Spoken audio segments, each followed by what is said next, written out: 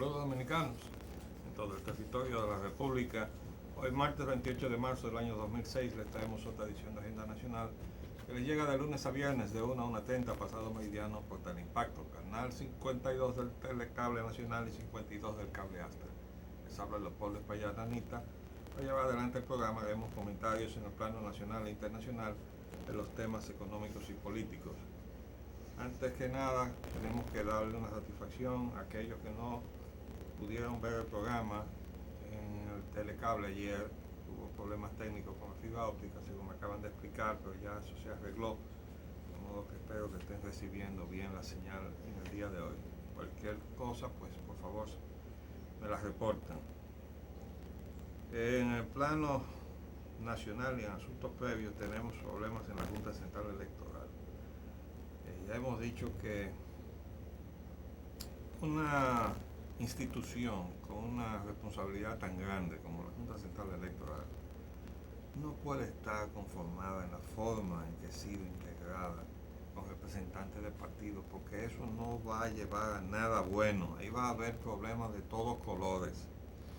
Ahora mismo hay una situación, después que arreglaron lo de estos días, dice, juez descarta, vuelve a comisión de seguimiento. Y eso es porque, dice aquí el juez Díaz Vázquez, que no acepta que al tribunal se le usurpen funciones. Eso está bien, yo aplaudo esa posición. Dice que aquí el PLD en horas de la mañana, el Partido de la Liberación Dominicana pidió que se reactive la comisión de seguimiento. Eso se llama Agripino Núñez Collado, que es una figura que ha estropeado todo lo que son las instituciones representativas del Estado Dominicano.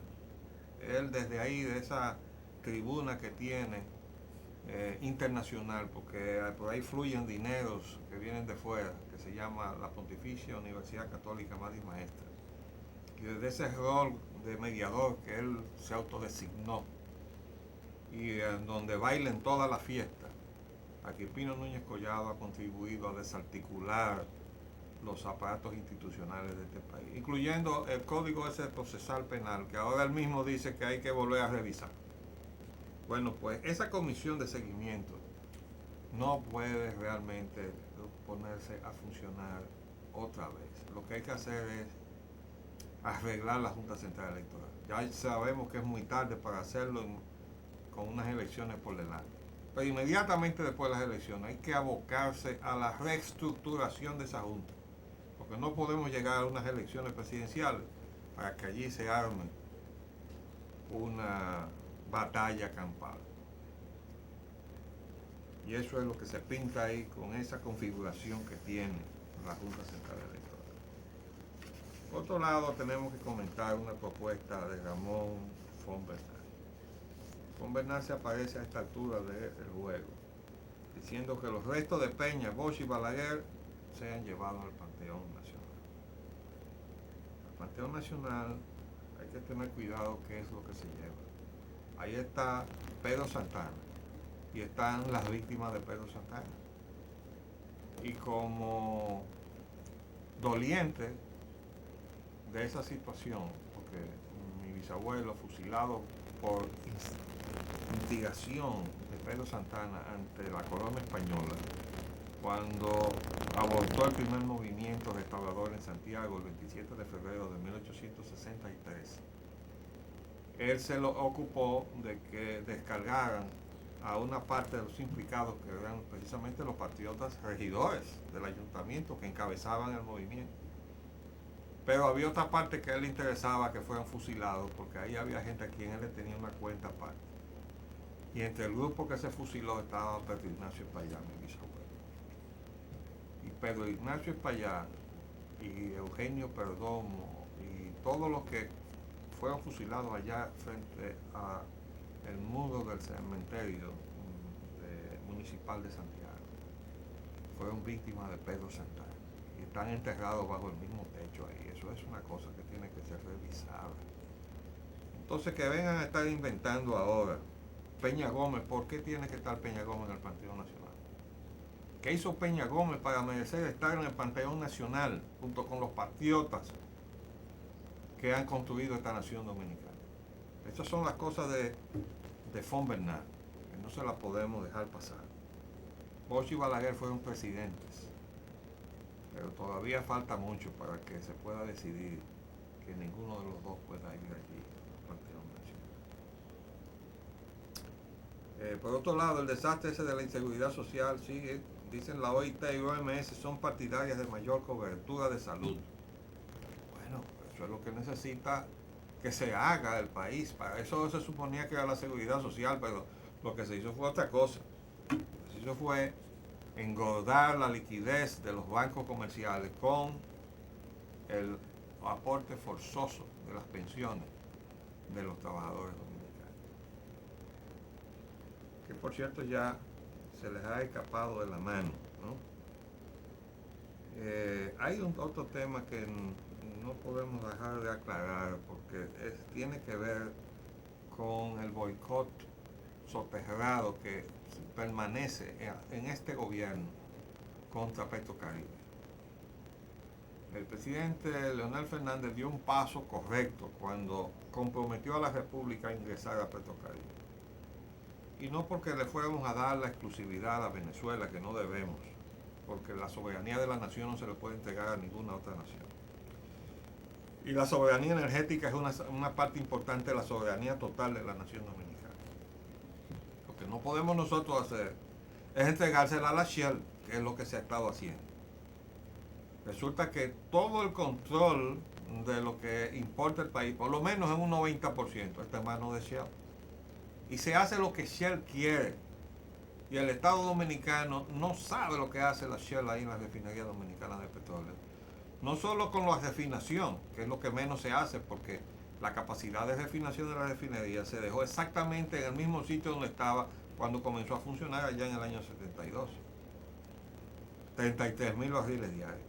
Y nosotros hemos llegado a tener 154.000 barriles, que ya no los tenemos, de consumo. Y seguimos con 33.000 barriles diarios, porque esa fue la voluntad que impuso Shell, hacernos dependientes de los productos refinados importados. Y el Estado Dominicano no sabe lo que Shell hace, como no sabe cuál es la calidad de los combustibles que importa, ni los aditivos que pone, que ahora estamos consumiendo un aditivo que se llama MTBE, que es cancerígeno, en sustitución del otro cancerígeno que se llamaba tetraetilo de plomo. Y esa gente que no tiene entraña, que están sentados ahí en la refinería, que se llaman los representantes de Shell, siguen haciendo lo que les da la gana. Pues oigan lo que dice ahora la prensa de hoy, en Diario Libre, con relación al plan de la Corporación Dominicana de Empresas Eléctricas Estatales de controlar las especulaciones sobre el costo de los combustibles. Y como uno de los mecanismos que haya asumido la CDEE es la de comprar el Estado el combustible, suministrárselo a las empresas generadoras, incluye hay empresas donde el Estado es dueño un 50%, y oigan lo que dice. Los generadores no quieren que el combustible venga de Venezuela porque contiene mucho azufre. Ahora se han inventado que tiene mucho azufre. Bueno, pues la refinería dominicana de petróleo se diseñó y se construyó para refinar petróleo traído de Venezuela exclusivamente. Pero entonces estaba la Shell aposentada ya.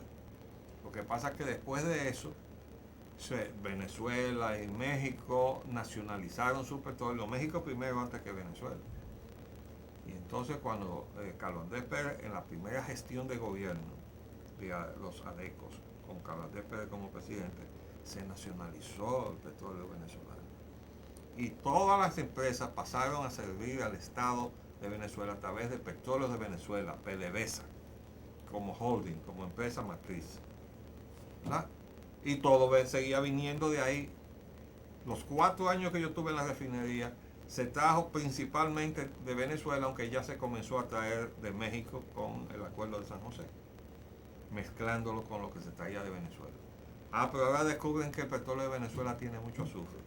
Oigan esto. La estrategia de la Corporación Dominicana de Empresas Eléctricas Estatales, CDEE, para renegociar el Acuerdo de Madrid implicaría su conversión en intermediaria de los contratos de compra y venta de energía entre generadores y distribuidores, Esa situación colocaría a la empresa estatal en la posición que tiene actualmente con la corriente Smith Enron, aunque con mejores condiciones de precio. Asimismo, la CDE pretende que sea el gobierno quien aporte el combustible de generación para abaratar los costos aprovechando los beneficios de Petrocaribe. El problema es que las generadoras se niegan a utilizar combustible de Venezuela en sus plantas debido a que el petróleo de esa nación tiene un alto contenido de azufre y afecta la vida útil de sus plantas. Sus plantas, pero esas plantas son del Estado Dominicano, ahí no han puesto absolutamente nada a esos extranjeros que están ahí, algunos nacionales que se han colado también. Esas eran las plantas de la Corporación Dominicana de Electricidad. ¿De qué plantas suyas es que están hablando? Y además siendo como son empresas mixtas donde el Estado tiene el 50% de las acciones, ¿cómo es que el Estado no tiene el 50% de la decisión? Y ahora resulta que habiendo el gobierno tomado la decisión de enrolar al país en Petrocaribe, unas empresitas donde el Estado tiene el 50% dicen que no le van a comprar a Venezuela porque el petróleo de Venezuela tiene azufre. Eso es un boicot a Petrocaribe, para que estemos claros.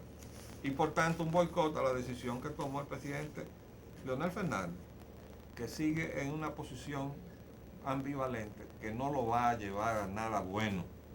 El gobierno tiene que tomar decisiones y marchar de frente a las decisiones que tome. Él decidió que se iban a revisar los contratos de generación. Lo dijo en su discurso de toma de posesión.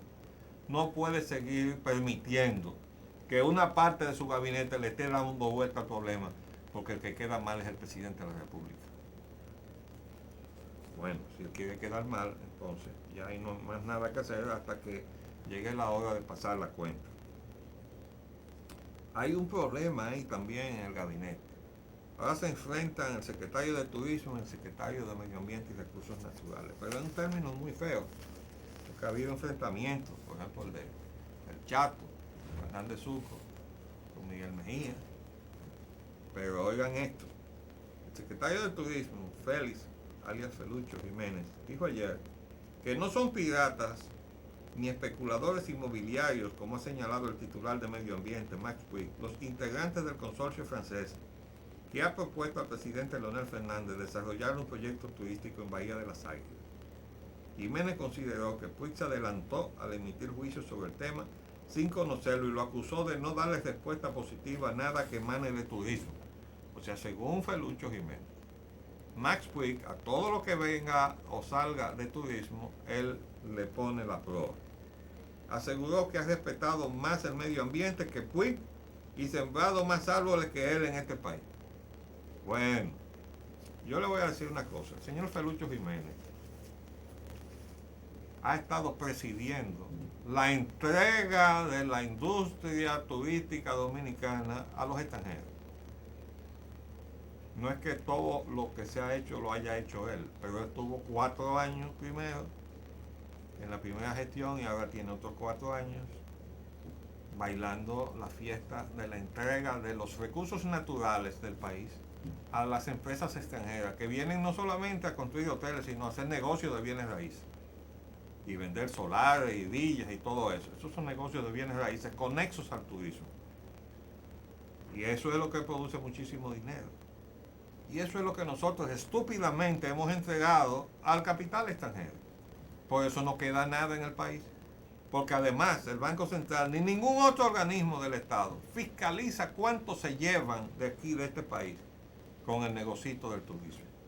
Entonces el secretario de Turismo se llena la boca de decir que se están visitando al país más de 3.000 turistas o están llegando más de 4.000 millones de dólares, pero resulta que llegan pero ahí mismo se van, o llegan y se registran desde un punto de vista estadístico, pero no entran, porque primero se venden paquetes y los paquetes todos se quedan afuera. Y lo que entra en dólares aquí vuelve y rebota hacia afuera. ¿Por qué? Bueno, porque hace mucho tiempo que la Junta Monetaria eximió a la industria turística de entregarle los dólares al Banco Central.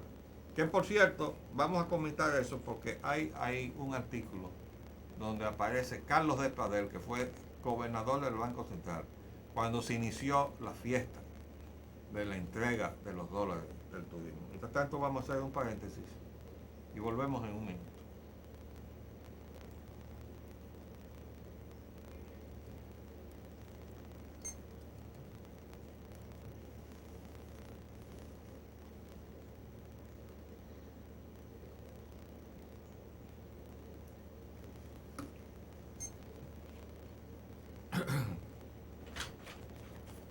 ¿Quiere que le busque más agua? No, está bien. ¿Eh? Está bien. Gracias.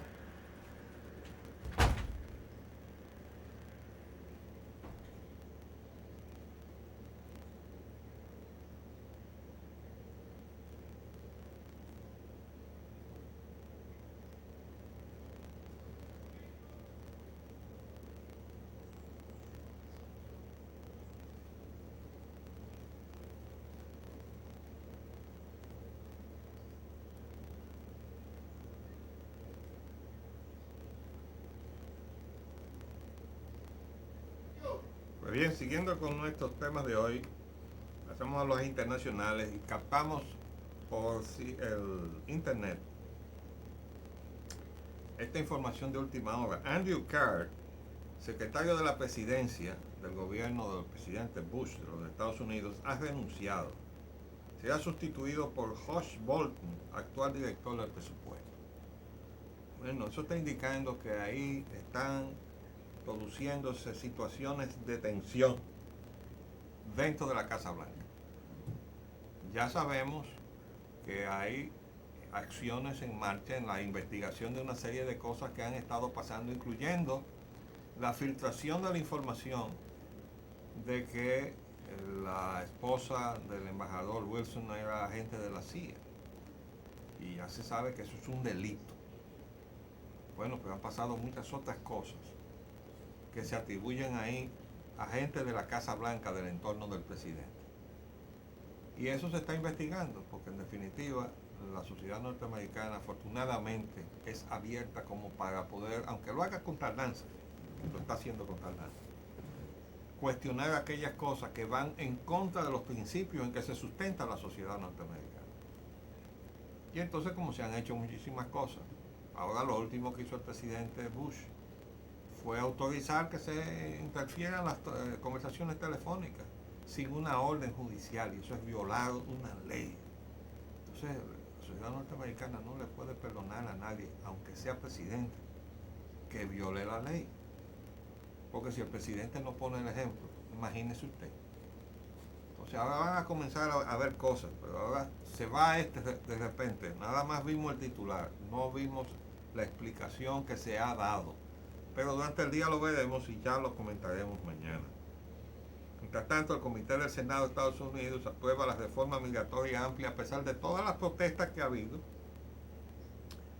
Y desde luego le hicieron algunos cambios a lo que aprobó la Cámara de Diputados, la Cámara de Representantes, lo que significa que eso volverá otra vez a la Cámara, pero definitivamente se percibe que en la representación de la sociedad norteamericana en el Congreso está la voluntad de detener el flujo migratorio del cual hasta ahora se había hecho caso omiso, porque fíjense bien, la sociedad norteamericana es una sociedad de inmigrantes, pero todos pasaron por Staten Island. Staten Island es una islita donde la Oficina de Migración de los Estados Unidos fiscalizaba, y creo que todavía debe fiscalizar, a pesar de que yo creo que es un museo. Cuando llegaban las migraciones por barco de Europa, ahí era que se detenían. Bueno, nadie entraba ilegalmente, entraban legalmente. El fenómeno de la entrada ilegal, y hay 12 millones de ilegales en los Estados Unidos, entre los cuales debe haber como 1 millón de dominicanos, más otro 1 millón legal que hay por ahí, repartido hasta en Alaska, porque hace unos años, cuando yo militaba en el PRD, o era dirigente del PRD, tuve que ir a Nueva York, y allá me enteré que había un comité de base del PRD en Alaska, porque había gente dominicana trabajando en Alaska. Las oportunidades eran bien remuneradas y allá se fueron a trabajar. Y había gente del PRD en Alaska. Hicieron un petit comité ahí. Bueno, hay 56% de esos 12 millones de ilegales que son mexicanos. Y ahí es que se les retuerce la puerca al lado. Porque hay una situación tirante entre Estados Unidos y México. Estados Unidos percibe que México está tratando de reconquistar los territorios que Estados Unidos le quitó en 1848 vía la inmigración masiva de mexicanos, no solamente legales, sino también ilegales. Entonces, ahí hay un problema de un trasfondo que ya no tiene nada que ver con el asunto de si aquellos van a buscar trabajo, no van a buscar trabajo. Ese no es el problema. Vamos a ver qué queda. Mientras tanto, las informaciones dicen foto, aquí una fotografía en primer plano, protestas se extienden. Los inmigrantes se estremecen en los Estados Unidos. Bueno, claro, 12 millones de inmigrantes ilegales, con la solidaridad de los legales. No digo yo estremecen en los Estados Unidos, que es una sociedad de 300 millones de habitantes. Mientras tanto, hay unas declaraciones del implicado y detenido e investigado en los atentados del 11 de septiembre, que ahora dice que Osama Bin Laden le ordenó atacar la Casa Blanca. Dice el francés Zacarías Moussaoui, no sé cómo se pronuncia esto, afirmó este lunes que Osama Bin Laden, jefe de la red Al-Qaeda, le ordenó volar un avión y estrellarlo contra la Casa Blanca en declaraciones en el proceso por su complicidad en los atentados del 11 de septiembre de 2001. Moussaoui, único encausado en Estados Unidos por los ataques, dijo además que tras ser detenido en agosto de ese año, debido a tener la visa vencida, mintió a los investigadores del FBI para permitir que los ataques pudieran realizarse. El abogado defensor Gerald Serkin, que previamente había intentado impedir el testimonio, le preguntó a Moussaoui en el marco del juicio para determinar si puede ser condenado a muerte, si había formado parte del complot del 11 de septiembre. Sí, respondió Moussaoui. Bueno, lo que falta por saber ahora es por qué los informes que llegaron al FBI y a la CIA no llegaron a donde tenían que llegar para que se actuara frente a los atentados, porque ya se sabe que los informes llegaron. Recordemos que la sociedad norteamericana da a veces ejemplos extraordinarios de integridad. Hubo una mujer, agente del FBI, que se jugó el cargo y probablemente algo más que el cargo, cuando desmintió a su jefe, el entonces jefe del FBI, que dijo que no se sabía absolutamente nada sobre los atentados, previamente a los atentados. Y ella se paró públicamente y dijo, usted miente. Yo misma preparé un informe y lo envié y tuve muchísimos problemas con mis jefes para poder rendir el informe que envié, pero lo envié informando todos los datos que ella había podido recoger, que perfilaban el atentado, incluso ubicándolo aproximadamente en las fechas en que se produjo. Y esa mujer, de ella no se ha vuelto a hablar más nunca. Debía haber sido designada por el Congreso de Estados Unidos la jefa del FBI. Porque de ese aparato que había ahí, la única que actuó en el momento que tenía que actuar, aunque nulificaron su acción, que fue denunciar las informaciones que tenía, y la que después actuó con responsabilidad fue esa mujer, una mujer. Y los de arriba tuvieron finalmente que decir que ella tenía razón, comenzando por Mueller, que era jefe del FBI. Toda esa gente quedó con la cara larga, el de la CIA, el del FBI, el de la NSA, todo el mundo, porque no hicieron su trabajo. Y ahora dice este señor que Osama Bin Laden le ordenó atacar la Casa Blanca. Falta saber muchas cosas. Hay un artículo muy interesante en el periódico Hoy sobre economía y política. Ahí están mezcladas las dos cosas, porque en definitiva la economía tiene mucho que ver con la política. Y el artículo que reproduce el periódico es The Financial Times y se llama Agenda Latinoamericana. Tiene varios capítulos y entre ellos está el reto de Humala y hay una fotografía de Ollanta Humala. Y dice el Financial Times aquí, la popularidad de políticos radicales como Ollanta Humala no debería causar sorpresa a nadie, ni siquiera remotamente familiarizado con las profundas divisiones sociales y la aguda pobreza de Perú, por no mencionar su historia política reciente. El presidente Alejandro Toledo se enorgullece de haber reducido los niveles de pobreza, pero el 48% de sus compatriotas, casi el doble del promedio de América Latina, subsiste con un ingreso de menos de $2 al día. Por eso la idea de que Perú está en camino de convertirse en un segundo Chile, que comparten algunos analistas de bancos de inversión, una sociedad mucho más desarrollada, donde solo cerca de 10% de la población vive en la pobreza, siempre fue imaginaria. O sea, comparando al Perú con Chile. Es cierto que el récord de Perú de 4 años y medio de crecimiento con una tasa promedio de 5% es impresionante. Cuidado con esos datos que se parecen a los de aquí, a los que da el Banco Central, que son todos en la imaginación del gobernador del Banco Central y del Departamento de Estadística del Banco Central. ¿Por qué? Bueno, porque con los números, igual que con las contabilidades de las empresas, se puede hacer cualquier cosa. Y si no, pregúntenle a los inspectores de impuestos internos, a ver si no se puede hacer cualquier cosa con los números de las empresas. Bueno, con los de los países también. Y entonces aparecen unas riquezas que nadie las ve. ¿Ustedes saben por qué? Bueno, porque se computa la riqueza que se va. Por ejemplo, turismo. Solo el 10% queda en la República Dominicana convertido en pesos. El 90% se lo llevan y cuidado sin más. Pero a la hora de decir cuánto es que ingresa a la República Dominicana y de computar el Producto Interno Bruto, se computa la totalidad del ingreso turístico, como si se quedara en la República Dominicana. Y entonces eso da bienestar.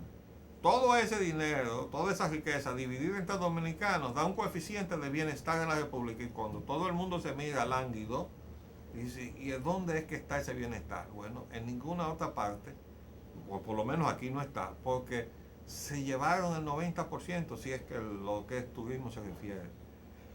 Comunicaciones y las petroleras y las eléctricas, vaya usted a ver cuál proporción es que realmente se queda en el país. Entonces, así no sirven las estadísticas absolutamente para nada. Bueno, sigue diciendo acá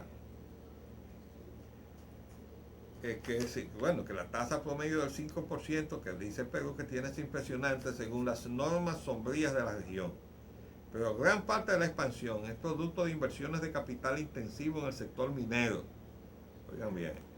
Y aún ahora, parte de la peor pobreza del Perú se encuentra en áreas que supuestamente se han beneficiado de los proyectos mineros. ¿Cuáles son los beneficios? Darle oportunidad de empleo en un pozo de 1 kilómetro o 2 kilómetros de profundidad para que les pase lo que los mineros que el otro día perdieron la vida, porque vivir trabajando metido a esa profundidad en el seno de la tierra, ¿cuántas veces peor que estar ahí a sol, como se dice? Esos braceros haitianos que ustedes tienen esclavizados, ¿qué es peor? ¿El trabajo de ese minero metido 2 kilómetros en el seno de la tierra, o el del bracero que está con un machete al sol ahí, respirando por lo menos aire puro, y cortando, en un trabajo difícil, la caña dominicana? Ahora, no estamos excusando el que no se haya modernizado la industria azucarera dominicana. Hace tiempo que esa mano de obra, que ha sido una maldición para este país por la utilización de la mano de obra haitiana, y porque se ha quedado entonces toda esa mano de obra aquí en el país, debió haber sido sustituida por la mecanización. Pero como los gobiernos tampoco le han hecho presión a la industria, se han dejado llevar por lo más fácil, por lo más rentable, que es seguirnos trayendo haitianos, ¿no? Bueno, pues dice aquí un estudio del Programa de Desarrollo de la ONU publicado el jueves pasado destacó la desilusión con 6 de cada 10 participantes que o no conocen o no les importa la democracia. ¿Usted le parece bien? Dice, la victoria del señor Humala dista mucho de ser cierta, aunque la tendencia en las encuestas recientes indican que en verdad llegará a la segunda vuelta. a la segunda ronda y una mayoría del gran número de indecisos es probable que le dé su voto. Este es un poquito, vamos a decir, pesimista en su pronóstico por aquello que los norteamericanos llaman el wishful thinking, que quiere decir ver las cosas como uno quiere y no como son. Ya hemos visto estos artículos que dicen que sería un milagro que Ollanta Humala no gane la selección. Pero bueno, de estas opiniones hay que tenerle la libertad a cada quien, que opine como quiera. Pero mientras tanto se nos acabó el tiempo por el día de hoy, volveremos mañana, si Dios así lo permite. Les habló Leopoldo Espaillat Nanita. Hasta luego.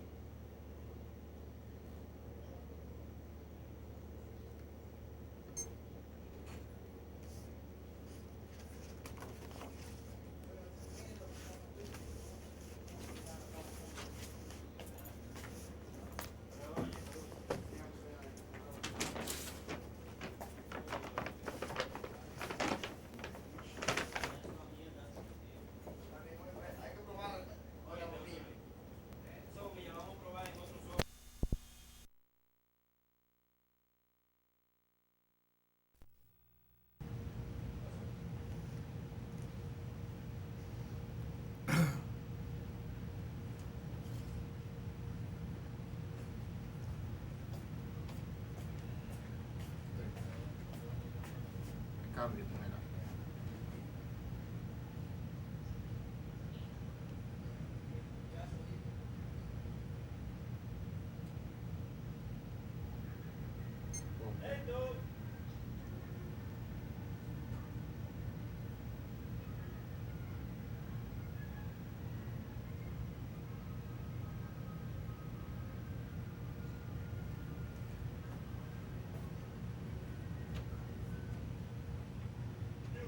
Saludos dominicanos en todo el territorio de la República.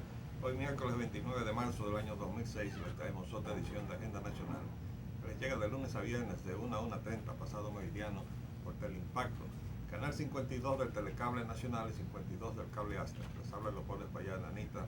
Para llevar adelante el programa haremos como siempre comentarios en el plano nacional e internacional de los temas políticos y económicos.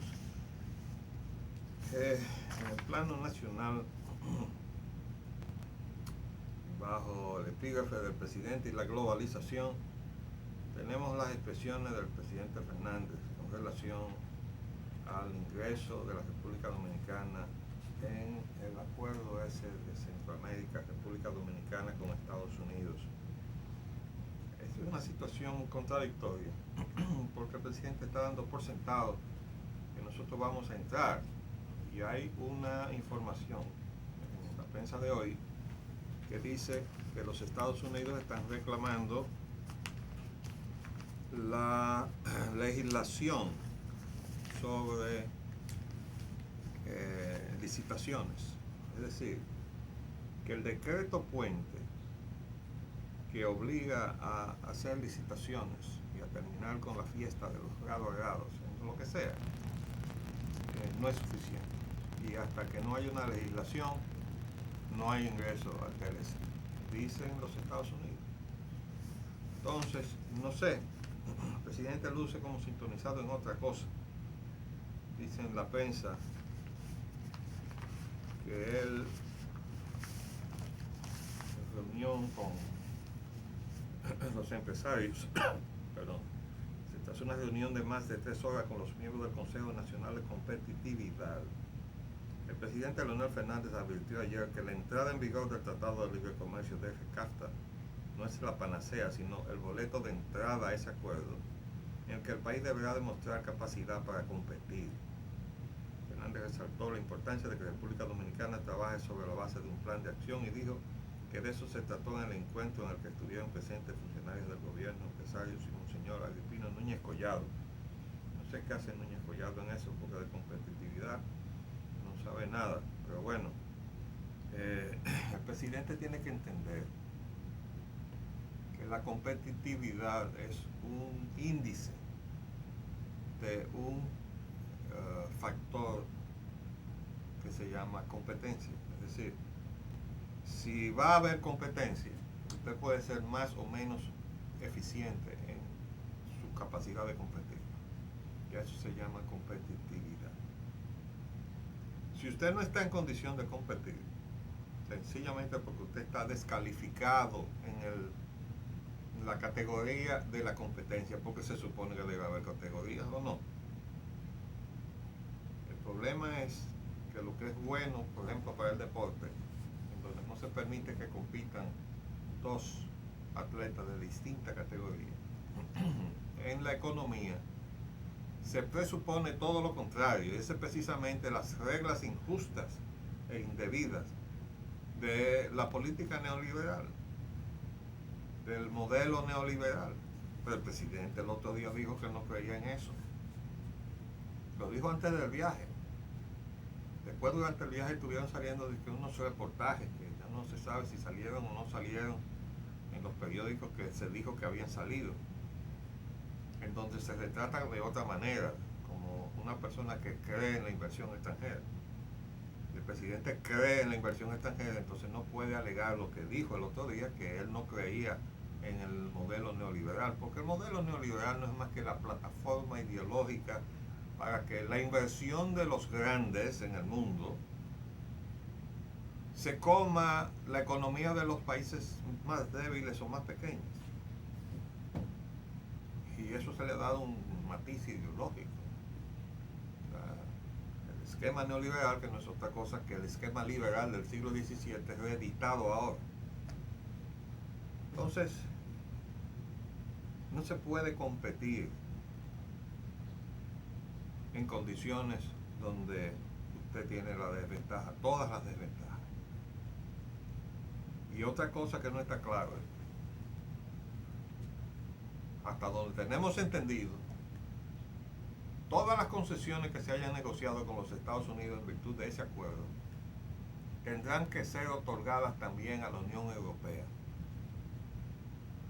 ¿Ustedes están escuchando? Todo lo que se haya negociado con Estados Unidos en virtud de ese acuerdo también vale para la Unión Europea, porque la Unión Europea exige que cualquier concesión que se haya otorgado a otro bloque, en este caso Estados Unidos es un bloque, hay que otorgárselo también al bloque europeo. Entonces, si hemos hecho alguna concesión indebida a Estados Unidos, estamos fritos, porque hay que dársela también a la Unión Europea.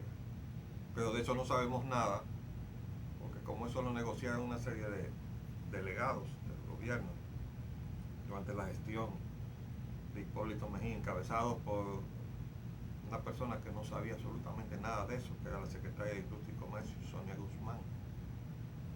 Pero este gobierno convalidó eso. El presidente Fernández inmediatamente tomó posesión, dijo que había que seguir adelante con el Tratado de Libre Comercio. Sabemos, y sabe el presidente, que ese tratado va a liquidar el aparato productivo nacional, tal y como está. Lo va a liquidar. ¿Por qué? Porque no crea las condiciones para competir.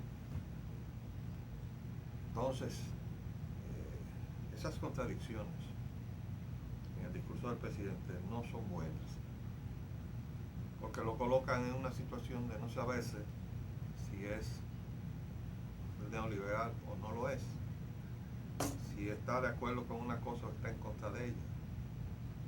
Y esa ambivalencia tiene ahora mismo detenido el proceso de revisión de ese fraude a la nación que se llamó la capitalización de la empresa pública, que se denominaba Corporación Dominicana de Electricidad, donde debieron caer presos mucha gente de aquí y de fuera, pero gracias a la impunidad con que se turnan los gobiernos, la investigación que se hizo durante la gestión de Hipólito Mejía, no hay iniciativa de Hipólito Mejía, sino de su Contralor General, probablemente el funcionario, sino el único de los pocos funcionarios honestos que tenía Hipólito Mejía en su gobierno, Federico Lalana, inició esa investigación y formó un equipo de 4 técnicos, entre ellos quien les habla. Por eso yo puedo decir eso que estoy diciendo. No puedo hablar por todos los miembros del equipo, pero puedo decir todo lo que hicimos. Y puedo afirmar que se le puso en las manos al presidente Hipólito Mejía el expediente para encauzar a los responsables de ese fraude.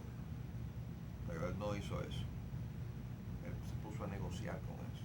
Todavía está negociando con eso. El otro día lo estaba mencionando, diciendo que se había hecho un fraude, imagino que con el documento en la mano. Incluso viajó a Europa con el documento en la mano, para que lo dejaran tranquilo los españoles con el asunto de la seguridad jurídica de la inversión extranjera. El discursito con que fueron también a apoyar a Evo Morales.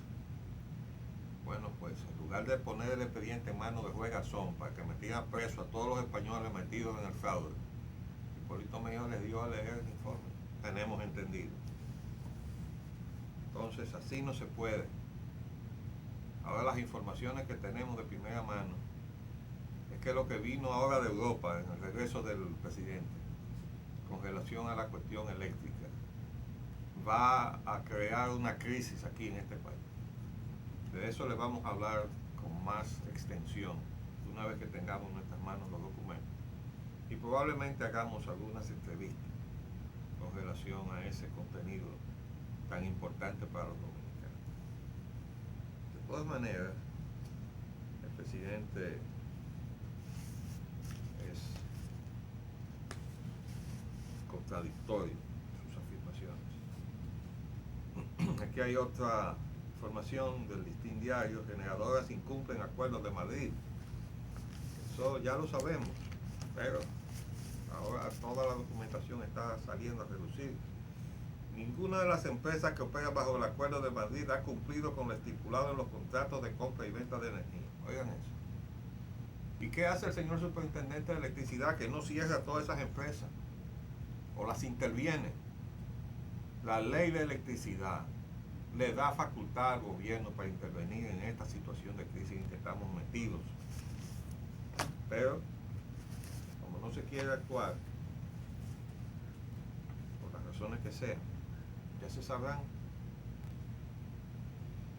Bueno, ahora tenemos un debate. El debate, vamos a perder tiempo con esto. Es el asunto de la sugerencia, entre comillas, de Ramón Fonbernal, de que se han llevado al Panteón Nacional los restos de Balaguer, de Bosch y de Peña Gómez. Ahí ahora todo un barrage de opiniones.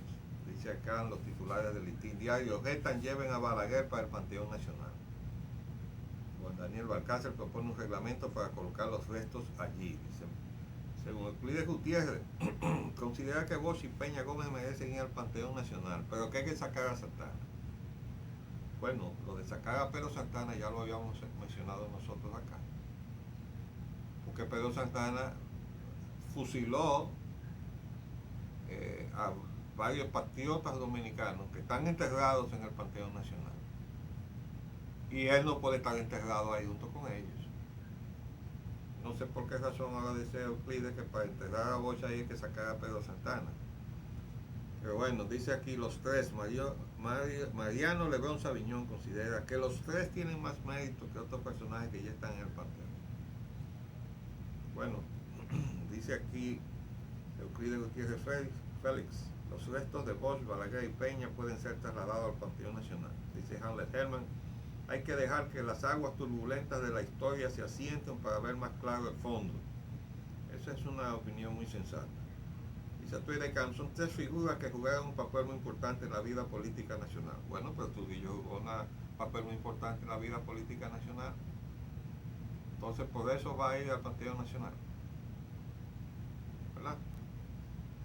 Dice Mariano Lebrón Sabiñón: en esto hay mucha pasión y se opina de acuerdo a los intereses personales y políticos. Eso es verdad. Dice Juan Daniel Balcácer: en modo alguno Bosch y Peña Gómez deben ser igualados con Balaguer en el templo de los héroes. Bueno, ¿y cuáles fueron los grandes méritos de Peña Gómez para ir al Panteón Nacional? Los aportes a la patria, que son los que se tienen que tomar en cuenta para ir al Panteón Nacional. Entonces vamos a ver, porque eso de secuestrar la vida política de la nación para jugar con ellos y estar dividiéndose el usufructo del poder, que fue lo que fundamentalmente hicieron los líderes políticos de la nación durante largos años, para no dar paso al desarrollo de la democracia dominicana Y ahora estamos como estamos por eso precisamente. Ahora ya no están ninguno de los tres líderes, ahora no tenemos nada, no tenemos partidos. Los partidos de esos grandes líderes son tres cascarones vacíos, porque no tienen ideología. Ahora se han igualado los tres, porque no tienen ideología ninguno de los tres partidos. O se han montado todos a ser neoliberales, dependiendo de cómo suene la campana que viene de fuera. Yo quisiera saber cuáles son los méritos para ir al Panteón Nacional. Estoy de acuerdo que se necesita un reglamento. Pero bueno, aquí se está diciendo que se opina de acuerdo con las pasiones y las pasiones están opinando. Ustedes digan también que yo estoy apasionado, sí es verdad. Porque yo creo que tenemos que respetarnos. Y de ahí del Panteón Nacional hay que sacar gente y hay que llevar otros. Si vamos a medirlo en función de lo que han dado por la patria. ¿Verdad? Pero como no se tiene claro, ni siquiera no tenemos claro lo que es patria, pues tampoco vamos a tener claro qué méritos se necesitan para estar allí en el Panteón Nacional. Mientras tanto estamos en lo que yo denomino el peligroso camino de la anarquía. Dice Tamayo, Barahona, multitud mata a un hombre que había asesinado a un joven. Ya lo hemos dicho ni otra vez. Ya eso es una institución establecida en este país, el linchamiento. Y ustedes van a decir que ese es el camino por el cual vamos a progresar como nación civilizada, organizada, Estado de Derecho. Huelga en Bonao origina serios disturbios. Queman 2 autobuses y central telefónica en inicio de la huelga en Bonao. Lanzan 2 bombas a Cabildo de Salcedo. Ese es el cuadro del país. Vamos a hacer un paréntesis y volvemos en un minuto.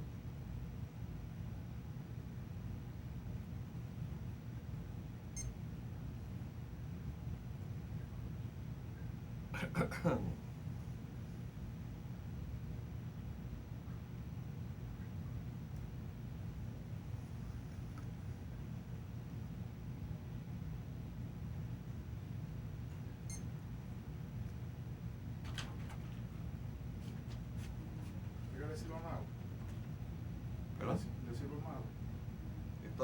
Este poquito me sirve, gracias.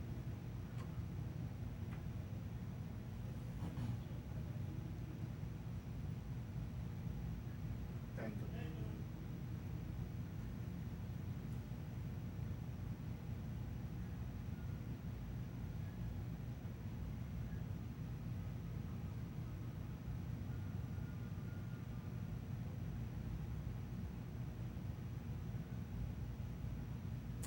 Pues bien, siguiendo con nuestra agenda, tenemos que mencionar una oportuna iniciativa que ha salido publicada en la prensa de ayer tarde y hoy también en la mañana. Se trata de las declaraciones del diputado Peregrín Castillo con relación a la cuestión de los combustibles.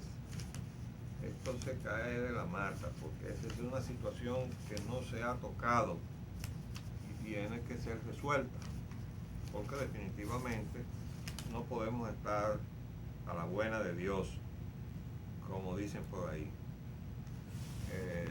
Las compañías haciendo lo que les da la gana. Acuérdense de diciembre cuando se dañaron muchísimos vehículos, todavía no se sabe qué fue lo que puso a circular en el mercado nacional la refinería dominicana de petróleo, donde manda la Shell. Dice acá, el diputado de la Fuerza Nacional Progresista, licenciado Peregrín Castillo, abogó hoy para que el gobierno prohíba el uso del metil terbutil MTBE como antidetonante de las gasolinas debido a sus peligrosos efectos cancerígenos. Declaró que la inclusión de esa sustancia como sustituto del plomo que se agregaba a las distintas gasolinas pone en peligro la salud de la población que se expone al carburante. El legislador que preside la Comisión de Industria y Comercio de la Cámara de Diputados consideró que las autoridades deberían prohibir la utilización de la referida sustancia cancerígena. La DIGENOL, Refinería Dominicana del Petróleo, Salud Pública y Medio Ambiente deben prohibir cuanto antes el MTBE, rindiéndole un gran servicio a la salud de los dominicanos. Eso está muy bien. Y hoy en la mañana la prensa se hace eco de la misma iniciativa en el listín. Dice el titular, pide quitar cancerígenos se usan en las gasolinas. Bien, ya habíamos hablado de eso. Ustedes tienen que haber escuchado las denuncias que reiteradamente hemos estado haciendo sobre esta situación en donde el Estado no sabe lo que se hace en la refinería. Los representantes del Estado en el Consejo de Administración de la Refinería ignoran lo que hace la Shell en la refinería dominicana de petróleo. Sabrán lo que a Shell le da la gana de informar, pero lo que Shell no quiere informar, sencillamente no lo van a saber nunca, hasta que se produzca cualquier situación. Eso es sencillamente inaceptable. Pero los gobiernos, por las razones que sean, han seguido soportando esa situación. Y el país aguantando las consecuencias de ese grado de irresponsabilidad. Bueno, este grito, ojalá que se escuche, como lo dice ahora el presidente de la Comisión de Industria y Comercio de la Cámara, a lo mejor se escuche. Bueno, nosotros hemos escrito hasta el cansancio. Y por suerte que tenemos que dar gracias públicamente a los dueños de los medios, que las denuncias que yo hago salen. Y no salen porque los editores económicos quieran, sino porque los dueños de los medios quieren que lo que yo escribo sobre eso salga. Si no fuera así, no saliera, porque la mayor parte de esos periodistas están comprados por los intereses petroleros. Tan simple como eso. Si yo tuviera que depender de la voluntad de muchos de esos editores económicos, no salieran ni dos letras de lo que yo escribo en denuncia de lo que se está haciendo en este país. Pero afortunadamente, tanto en lo que concierne al Grupo Corripio como al Listín Diario, los propietarios, que son nuestros amigos, han ordenado que se publique lo que mandamos. Y por eso sale. Pero ahí se mueren, porque tenemos un gobierno que no escucha, no quiere escuchar. Bueno, vamos a ver si escucha al diputado Pelegrín Castillo. Bueno, en la inseguridad social que tenemos ahora, los empresarios reclaman que el IBSS cumpla lo que dice la ley. Villella dice que la reestructuración es previa al seguro familiar de salud. Ahí lo que hay es un señor tollo, porque todo aquello nació mal y ahora no puede terminar bien. A eso habrá que revisarlo de arriba a abajo. Recuerden que cuando funcionaba únicamente el Instituto Dominicano de Seguros Sociales, pues el gobierno incumplía con la parte que le tocaba, y a eso le toca una buena responsabilidad al doctor Balaguer, que gobernó 22 años.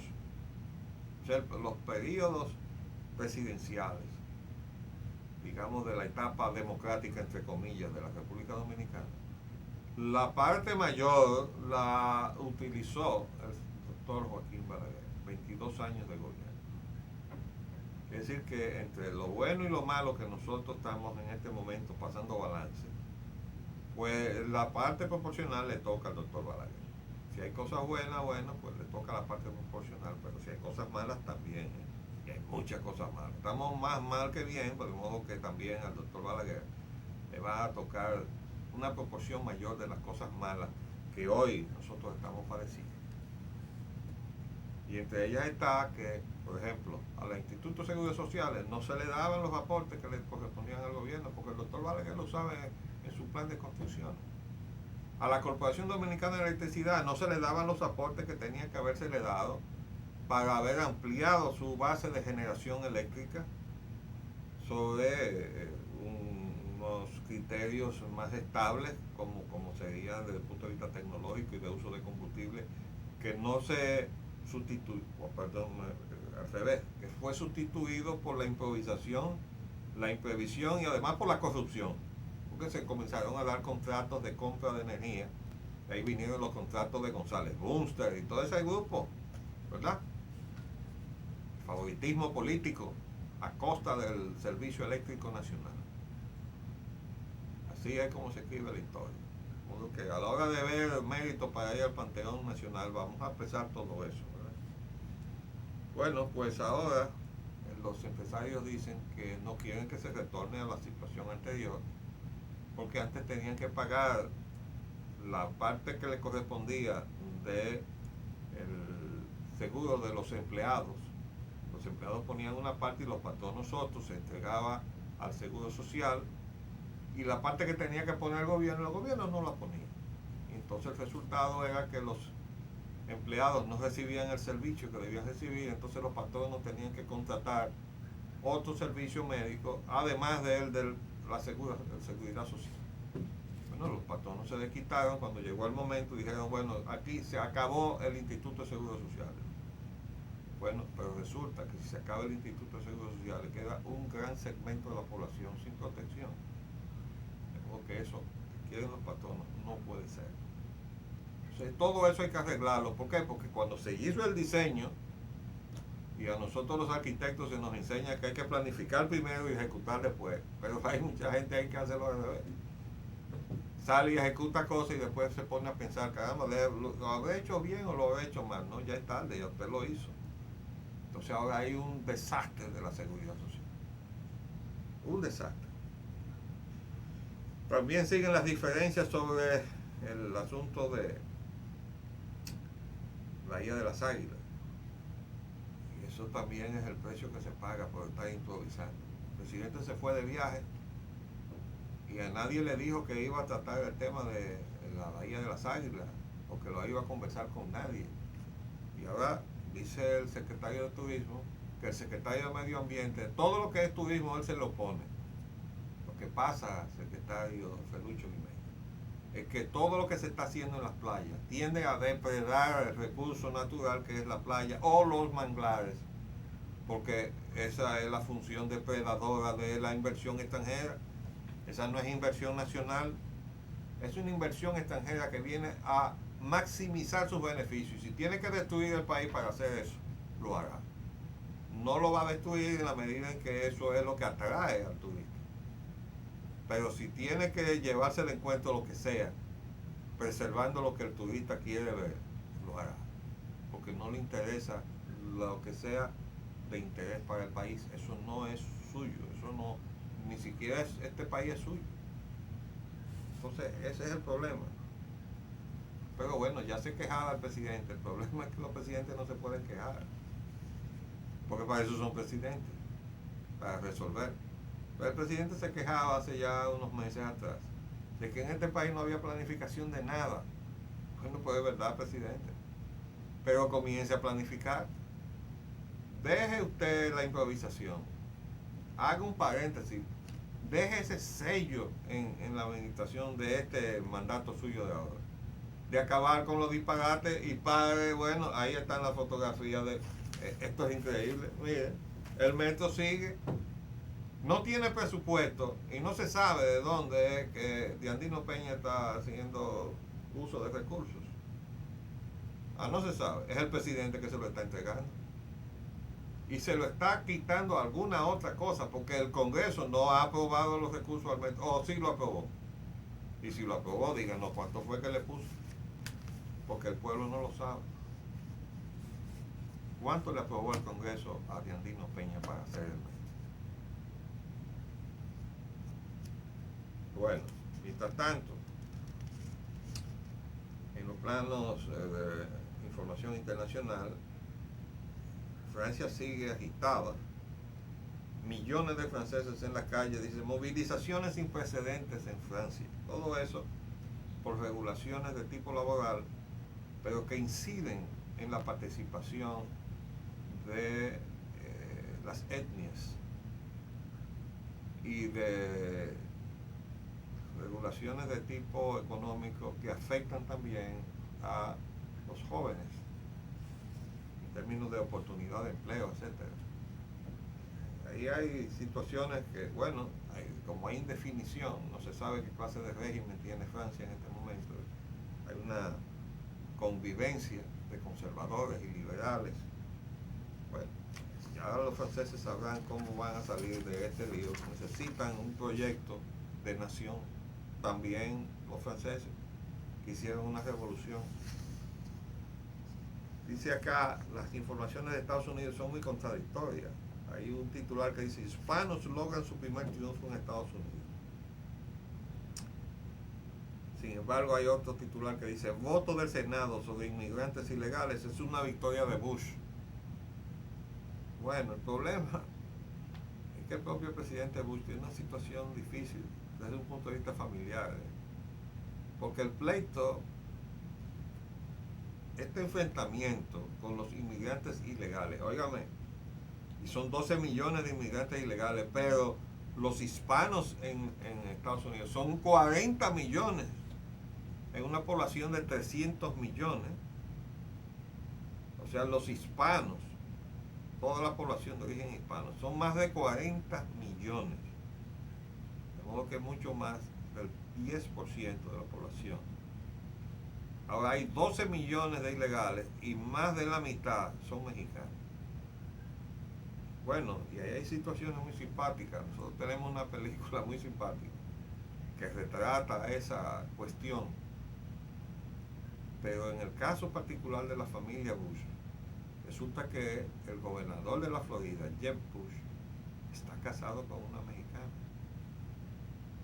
Y los hijos del gobernador Jeb Bush son los que su abuelo, en una forma festiva, pero que fue muy criticada en su momento, llamó los marroncitos de la familia, the brownies. Y eso cayó muy mal por la connotación étnica que tenía. Estamos seguros que el abuelo no se tenía menos a sus nietos.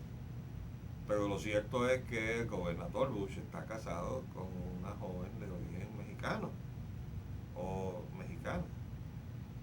Entonces, el tema mexicano, por eso decía el otro día el presidente Bush que eso había que ser cortés, como diciendo, no me alboroten las aguas dentro de mi propia familia.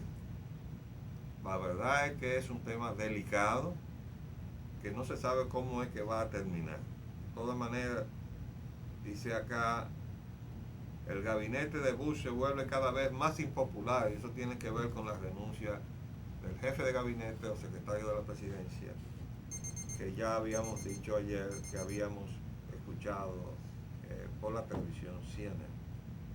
En el plano hemisférico hay una información que dice que el gas puede ser un factor de integración para Sudamérica. Bueno, eso fue parte del concepto originario del presidente Chávez con Petroamérica, al cual se está sumando en este momento Evo Morales y probablemente también Lula da Silva, porque firmaron el presidente Chávez y Lula